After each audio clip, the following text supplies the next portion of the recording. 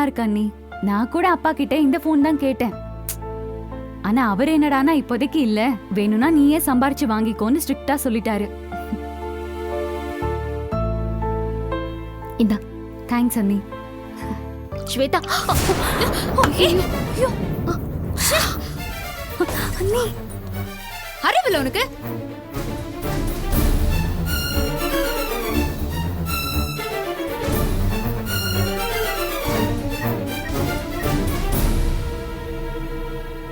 கண்ணு எங்க பின்னாடியா வச்சிருக்க? சாரி ஸ்வேதா, தெரியாம கை தவறி கொட்டிட்டேன். ஹே, அது எப்படி? என்கிட்ட மட்டும் தெரியாம பண்றது, கை தவறி கொட்டுறதுன்னு எல்லா விஷயமும் நடக்குமா? இல்ல ஸ்வேதா, நிஜமாவே தெரியாம தான் கொட்டுச்சு.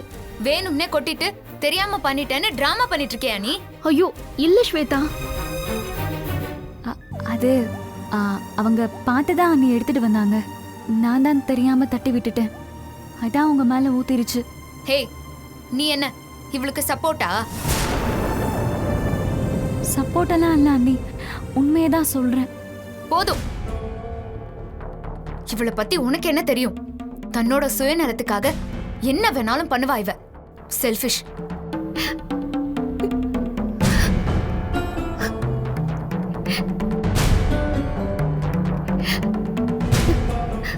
செல்ஃபிஷா?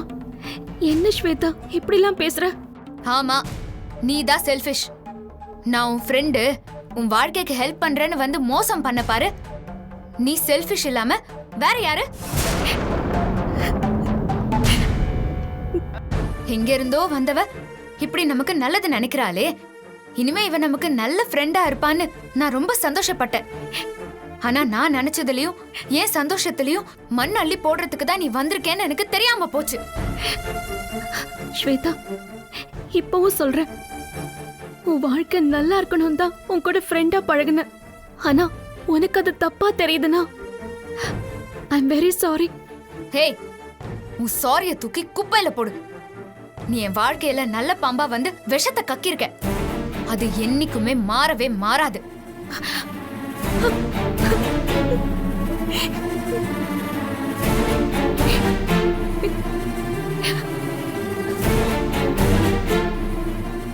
ஐயோ ஸ்வேதா அண்ணி, ஜூஸோட கரை வாஷ் பண்ணிட்டா போக போகுது. அதுக்கு ஏன் அண்ணி இவ்ளோ ஹார்ஷா பேசுறீங்க? ஹே, இந்த ஜூஸோட கரை வேணா வாஷ் பண்ணா போகும். ஆனா இவன் என் மனசுல ஏற்படுத்தின கரையும் காயமும் என்னைக்குமே போகாது.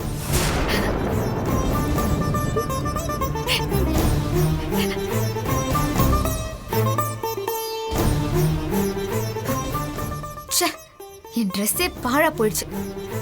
ஏய், உனக்கு இந்த ட்ரெஸ்ஸோட விலை என்னன்னு தெரியுமா? இல்ல இந்த போனோட காஸ்ட் தான் என்னன்னு தெரியுமா? 2 lakhs இது. இந்த மாதிரி வேல்யூவான பொருட்களோட மதிப்பெல்லாம் உனக்கு எங்க தெரியறது? லோ கிளாஸ் தானே நீ எல்லாம்.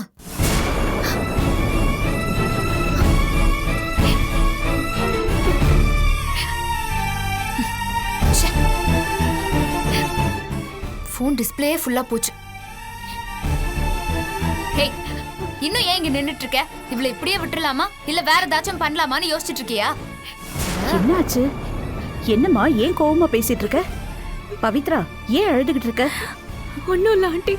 ஏய் பவி, என்ன?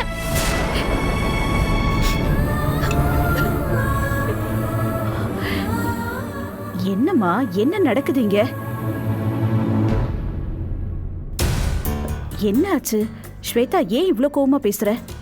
இவ பண்ண விஷயத்துக்கு கோவப்படாம கொஞ்சவா செய்வாங்க? என்ன என்ன பண்ணா என்ன நடந்துச்சு? ஐஷு என்ன?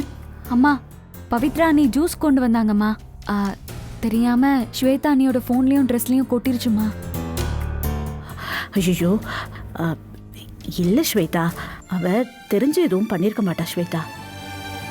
அவ ஒன்னும் தெரியாமலாம் பண்ணல, தெரிஞ்சேதான் பண்ணா. சரி சரி, உன் போனை கொடு. கொடுமா.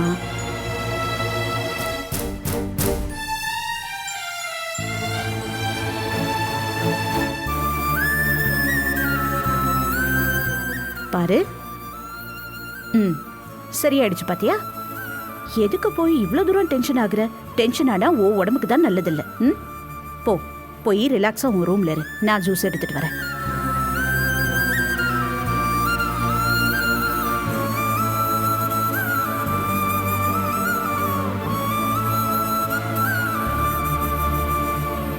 என்னடி இங்கே நின்னுட்டு இருக்க? போய் வேலையை பாரு. இல்லம்மா, பவித்ரா அண்ணி பாவம்மா, அவங்க மேல எந்த தப்பும் இல்லம்மா. எனக்கு தெரியும், நான் அவகிட்ட பேசிக்கிறேன், நீ போ. ம்.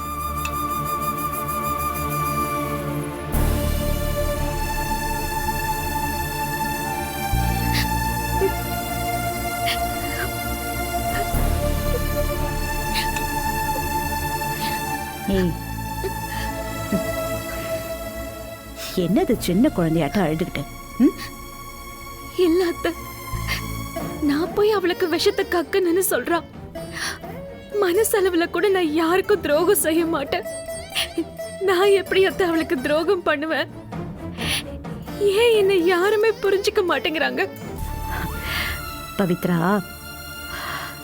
ஸ்வேதாக்கு திடீர்னு நிறைய மாற்றங்கள் அவ வாழ்க்கையில வந்திருக்கு. அதெல்லாம் அவளால ஏத்துக்க முடியல. அதனாலதான் அவ தேக்கி வச்சிருக்கிற கோவத்தெல்லாம் முழுக்க முழுக்க ஓ மேல காட்டுறா. அத நீதான் புரிஞ்சுக்கணும். அவளோட கோவம் நியாயமானதான். ஆனா அதுக்கு காரணம் நான் இல்லையே, சூர்யா தானே.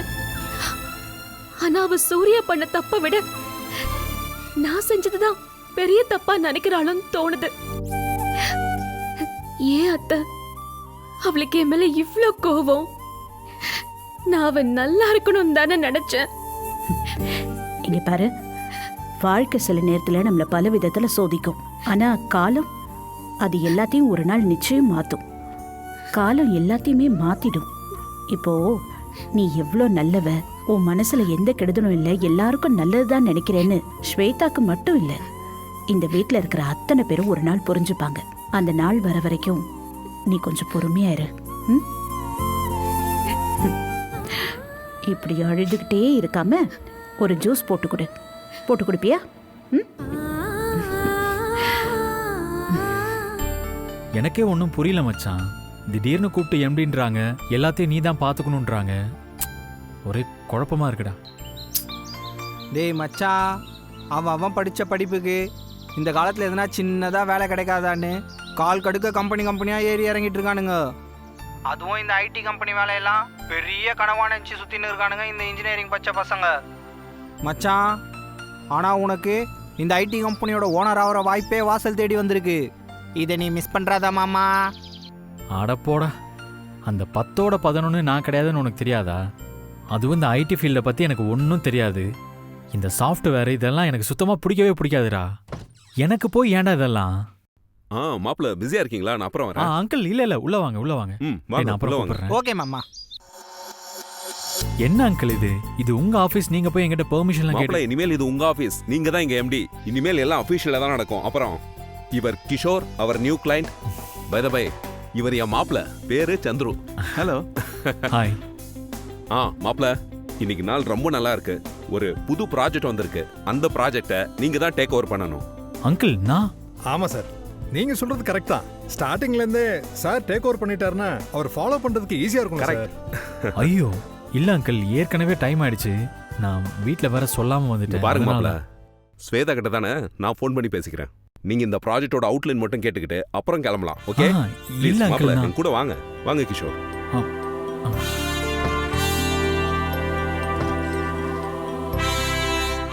வாங்க மாப்பிள்ள, வாங்க உட்காருங்க. அங்கிள் நான்? மாப்பிள்ள, நீங்க தானே எம்டி, வாங்க உட்காருங்க. உட்காருங்க. Good, please take your seat. Thank you. உட்காருங்க.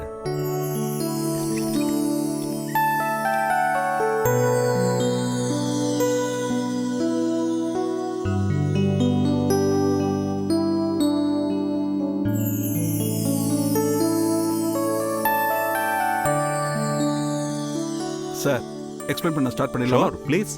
Thank you. Here is our project overview of life saver application.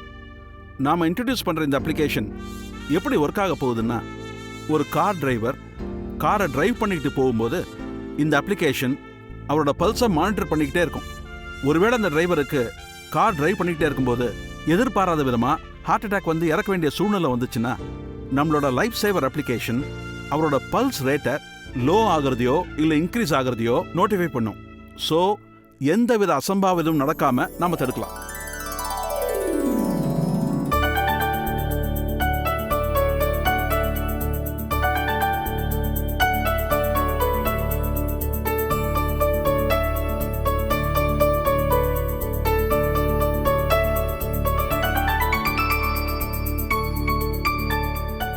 So இந்த லைஃப் சேவர் அப்ளிகேஷனை தாராளமாக நம்ம மார்க்கெட்டில் இன்ட்ரடியூஸ் பண்ணலாம்.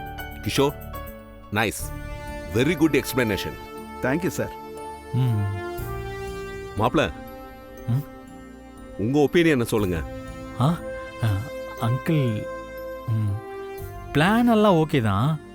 பட் நீங்கள் சொல்கிற அப்ளிகேஷன் வந்து காரில் போகிறவங்களுக்கு மட்டும்தான் யூஸ் பண்ண முடியும் போல இருக்கே. ஆமாம் சார். நீங்கள் ஏன் இதை சைக்கிளில் போகிறவங்களுக்கும் யூஸ் பண்ணுற மாதிரி பண்ணக்கூடாது?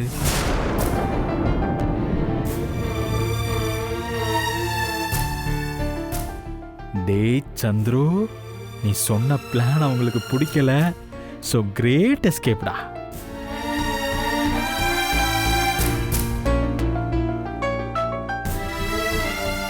இல்லை, நான் ஏன் அப்படி சொல்கிறேன்னா, நம்ம பண்ணுற ப்ராஜெக்ட் அடித்தட்டில் இருக்கிற ஒருத்தருக்கு கூட போய் ரீச் ஆகணும்ல.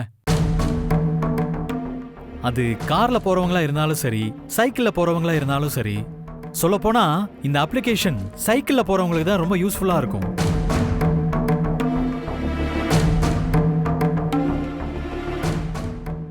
இதை நான் ஏன் சொல்கிறேன்னா, இப்போல்லாம் ஃபிட்னஸ்க்காக சைக்கிளிங் போகிறவங்க தான் நிறைய பேர் இருக்காங்க. அதனால் இந்த அப்ளிகேஷனை நாம் அவங்களுக்கு கொண்டு போய் சேர்க்கறது ஒரு நல்ல விஷயமா இருக்கும்ல.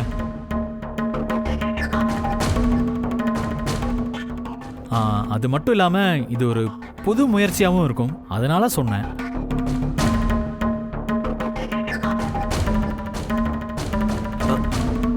வாவ் மாப்ள, குட் ஐடியா. நான் கூட இதை பத்தி யோசிக்கவே இல்லை. சூப்பர் மாப்ள.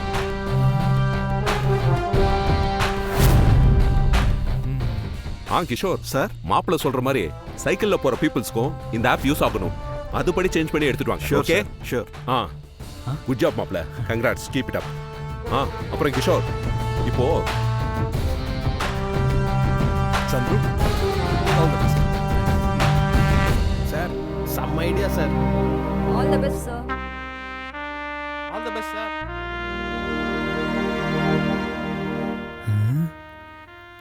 இப்போ நான் என்ன சொல்லிட்டேன்னு இப்படி பாராட்டிட்டு போகிறாங்க?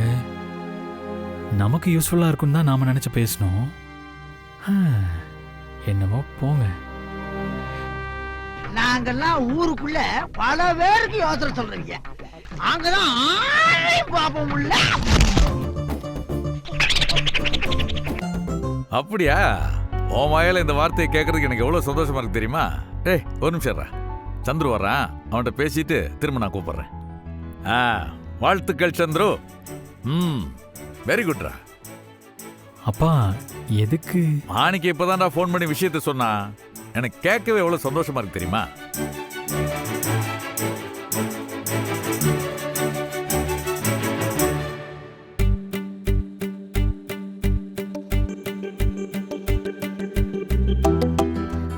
என்ன ராஜாராம், என்ன கேட்டுட்டு சந்தோஷமா இருக்கேன்னு சொல்றேன்? மாணிக்கத்தோட ஐடி கம்பெனிக்கு நம்ம சந்துரு எம்டி ஆக்கியிருக்கான்.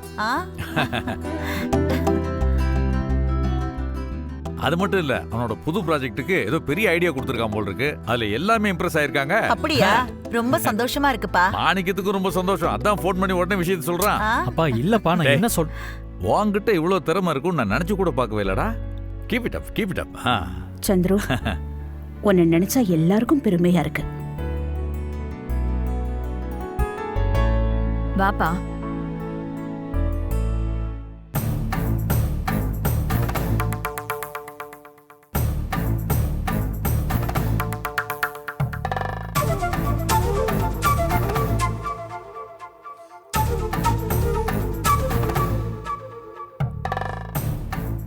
சூர்யா, என்னப்பா, என்னாச்சு?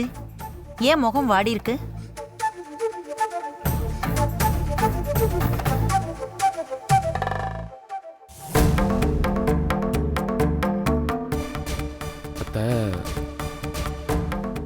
அது அது வந்து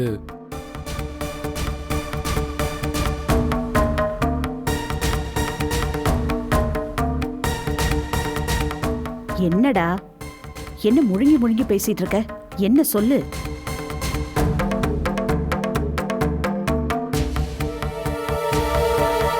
அம்மா, எனக்கு வேலை போயிடுச்சுமா.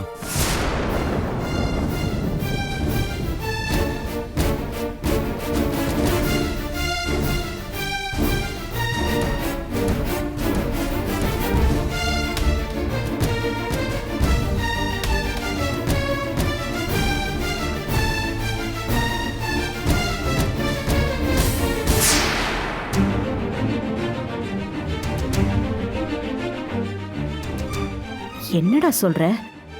வேலை போயிடுச்சா? ஆமாமா, என் வேலை போயிடுச்சு. என்ன பண்றதுன்னு ஒண்ணுமே புரியல.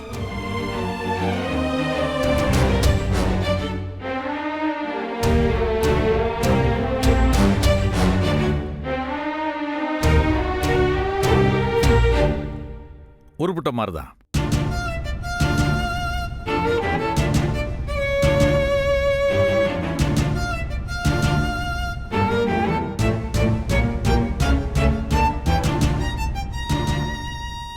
எல்லாம் இவ வந்த நேரம் ராசின்னு சொன்னீங்கல்ல, இப்ப பாருங்க என் வேலையே போயிடுச்சு.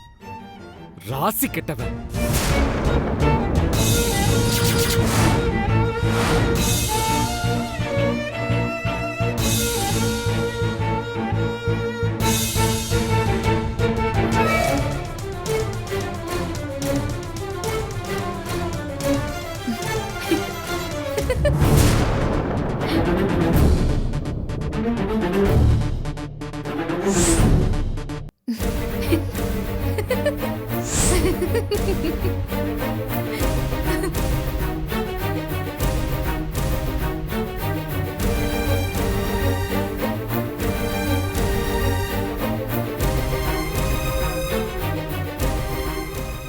என்னடா நீ பண்ண தப்புக்கு அவ என்ன பண்ணுவா?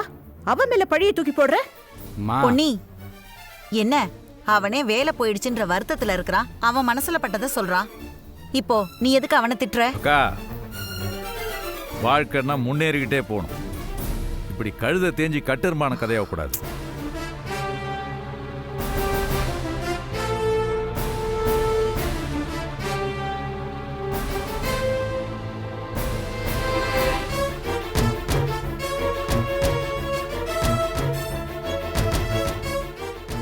காலையில அவ்வளோ கேர்லெஸ்ஸா பிஏ கிட்ட பேசும்போதே நினைச்சேன் இப்படி ஏதாச்சும் நடக்கும்னு. என்னடா ஆச்சு? என்ன சொல்ற இவ? அம்மா, ஆன்லைன் மூலமாவே ஜெர்மனில வேலை செய்யலாம்னு சொன்ன. இப்ப என்ன ஆச்சு? என்ன ப்ராப்ளம் நடந்தது? நான் எதுவுமே பண்ணலம்மா. டீம்ல யாரோ இல்லீகலா பண்ணதுக்கு எனக்கு போய் நோட்டீஸ் கொடுத்துட்டாங்கம்மா. விடு சூர்யா, உன்னோட திறமைக்கு 1000 வேலை கிடைக்கும். ஊர்ல இது ஒண்ணுதான் கம்பெனியா என்ன? போய் வேலையை பாரு.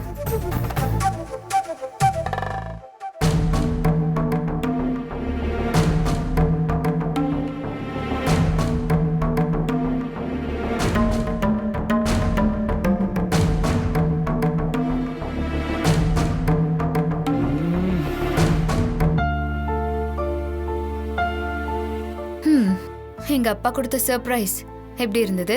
அப்போ உங்க அப்பா அதுக்கு தான் கூப்பிட்டுருக்காருன்னு முன்னாடியே தெரியுமா உங்களுக்கு? எனக்கு தெரியாம எப்படி? அப்ப அதை ஃபர்ஸ்டே சொல்லியிருக்க வேண்டியதானே? எனக்கு இதுல இஷ்டம் இல்லைங்கிறத அப்பவே சொல்லியிருப்பேன்ல. ஏன் இது உங்களுக்கு பிடிக்கலையா? எனக்கு இந்த எம்டி இந்த மாதிரி பிசினஸ் எல்லாம் எனக்கு சுத்தமா இன்ட்ரெஸ்டே இல்லைங்க. நான் உங்க அப்பா கிட்ட எதையோ சொல்ல போய் அவர் எதையோ தப்பா புரிஞ்சுக்கிட்டு என்ன பாராட்டுறாரு. இங்க பாருங்க, நீங்களே உங்க அப்பா கிட்ட தயவு செஞ்சு புரிய வைங்க. எனக்கு இதுல சுத்தமா இஷ்டமே கிடையாது. ஏன் வேண்டான்னு சொல்றீங்க? என் மைண்ட் செட்டே வேறங்க, அதை முதல்ல புரிஞ்சுக்கோங்க. ஒன்று வேணா பண்ணுங்க, இந்த சூர்யா வெட்டியாக தான் இருக்கான், அவனை வேணா எம்டியா போடுங்க. அவனுக்கு இந்த சாஃப்ட்வேரில் கொஞ்சம் நாலேஜ் இருக்கும், அவனுக்கு வேணா கரெக்டாக இருக்கும்னு நினைக்கிறேன். நீங்க படிச்ச படிப்புக்கு என் அப்பா உங்களை எம்டி ஆக்க நினைச்சதே பெரிய விஷயம். உங்களுக்கு பிடிச்சா போங்க. உங்க அண்ணனை அனுப்பி எங்க அப்பாவோட ஆபீஸ நாசம் பண்ண பார்க்காதீங்க. இங்க பாருங்க, மற்ற விஷயத்தெல்லாம் அவன் எப்படின்னு எனக்கு தெரியாது. ஆனால் ஐடி ஃபீல்டில் அவனுக்கு தான் நிறைய எக்ஸ்பீரியன்ஸ் இருக்கு.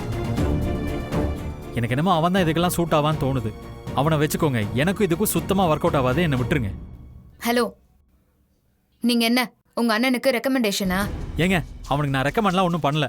நீங்கள் கேட்டீங்க, அதனால சொன்னேன், அவ்வளோதான். எனக்கு சுத்தமாக இந்த ஆஃபீஸு சாஃப்ட்வேரு இது எதை பற்றியுமே எனக்கு நாலேஜ் கிடையாதுங்க, அதனால தான் சொன்னேன். அப்போ வேற என்னதான் ஒத்து வரும்? இங்கே பாருங்க, எனக்கு இந்த சைக்கிளிங் போகிறது, நிறைய அட்வென்ச்சரஸ் ரைட் போகிறது, வேர்ல்டு ஃபுல்லாக டூர் போகிறது, எனக்கு வந்து ட்ராவலிங் ரொம்ப பிடிக்குங்க. இந்த எக்ஸ்ப்ளோரிங் தான், அதுதான் என்னோட மைண்ட் செட்டு. இதுதான் நான், இப்படியான ஒரு மைண்ட் செட்டில் இருக்கிற பர்சன் தான் நான். எனக்கு இந்த ஒரே இடத்துல உட்காந்து கம்ப்யூட்டர் நோண்டிக்கிட்டு இருக்கிறது, யாரையாவது மேனேஜ் பண்ணிட்டு இருக்கிறது, அந்த மாதிரி பிஸ்னஸ் மென்டாலிட்டியில் இருக்கிற ஆள் கிடையாது நான். அப்படி இருந்திருந்தா நான் எப்பவோ எங்கள் அப்பா கம்பெனியில் வேலைக்கு போயிருப்பேனே. அப்போ இது என் அப்பா கிட்ட நீங்களே டைரக்டா சொல்ல வேண்டியதானே? இங்க வந்து ஏன் புலம்பிட்டு இருக்கீங்க? இங்க பாருங்க, அவர் நான் சொல்ற மனநிலைமையிலே இல்லைங்க. என் விருப்பம் என்னன்னே கேட்காம அவர் படுக்க கூட்டிட்டு போய் எம்டி சீட்ல உட்கார வச்சிட்டாருங்க. அவர் மனசு கஷ்டப்படுற மாதிரி என்னாலையும் இதை சொல்ல முடியாது. தேவைன்னா நீங்களே சொல்லிக்கோங்க. அதை விட்டுட்டு என்கிட்ட வந்து கத்திட்டு இருக்கிறதுலாம் நியாயமே இல்லை. இங்க பாருங்க, நான் கத்தியெல்லாம் ஒன்றும் பேசல, எனக்கு பிடிக்கலன்னு மட்டும்தான் சொல்லிட்டு இருக்கேன், அதை புரிஞ்சுக்கோங்க. வேலை வெட்டி இல்லாம இருக்கணும்னு சொல்றது மாடர்னா இப்படியும் சொல்லலாம் போல. என்ன சொன்னீங்க? ஒன்னும் சொல்லல. இல்ல, ஏதோ வேலை வெட்டி அப்படின்னு சொன்ன மாதிரி இருந்தது. ஆமா, அப்படிதான் சொன்னேன். நீங்க எக்கேடு கெட்டு போனா எனக்கு என்ன? பிடிச்சா போங்க, பிடிக்கலன்னா விட்டுருங்க. சரி, ஓகே. அப்போ உங்க அப்பா கிட்ட எனக்கு இதுல இஷ்டம் இல்லைங்கிறத தயவு செஞ்சு சொல்லிருங்க. என்னால யாருக்காகவும் எதுவும் பேச முடியாது. உங்களுக்கு தேவைன்னா நீங்க தான் பேசணும்.